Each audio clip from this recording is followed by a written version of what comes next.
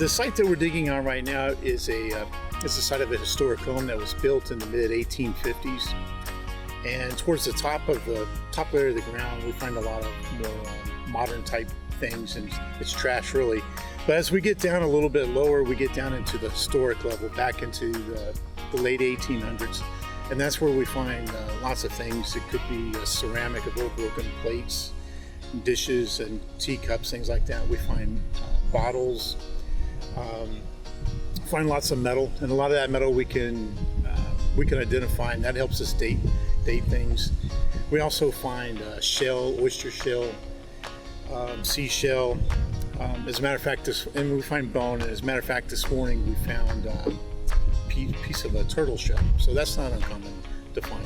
But we find lots of really cool things. We're almost always here on this site, which is the site of a historic home. But occasionally we get called away to go help somewhere else. One of those sites that we worked at was actually a cemetery. So a number of us that are in the society are also on the Fort Bend County Historical Commission, and we're on the Cemetery Association. A lot of people ask us about what we find, and we find lots of interesting things, but it's not always about finding things, or objects I should say. Sometimes there's a lot of clues that you can see in the soil, staining in the soil or discoloration of the soil, and that helps us learn a lot as well. And on this site we found a really interesting color difference in the soil, which is helping us learn about the house that used to be here. And so we're very excited about that. It's one of the most exciting things that we've come across out here in a long time. And so that's our goal, is to keep following that. That's our goal, is to keep following that soil feature and see what else we can learn about the house. And the main tool that we use to dig is a hand trowel. It's a trowel that's used in masonry for putting together brick walls. And think of it as like a little shovel. And we don't dig holes, we dig in layers. So screen has a 1/4 inch mesh, metal mesh on it, and all the dirt goes in there, and then we shake that screen and the dirt will fall through, or we'll help push it through. And it has 1/4 inch openings in it, so anything that's 1/4 inch or larger remains in the screen, and that's how we sift out artifacts from the dirt.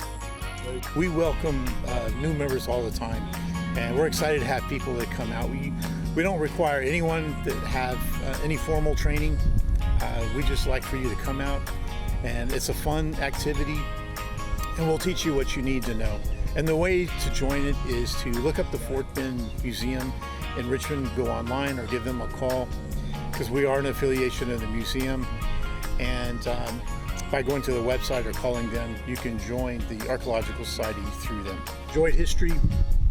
Sometimes it tends to be kind of a boring subject, but if you have a basic knowledge of the history, and then you come out here and dig in the ground, and then you start finding objects from that time period, and you start finding objects that historical figures had once owned or had their hands on, history comes alive. It really jumps out of the books at that point. And I really like to see people come out and be involved with this. It's a lot of fun. We're making discoveries every weekend, and everyone's welcome.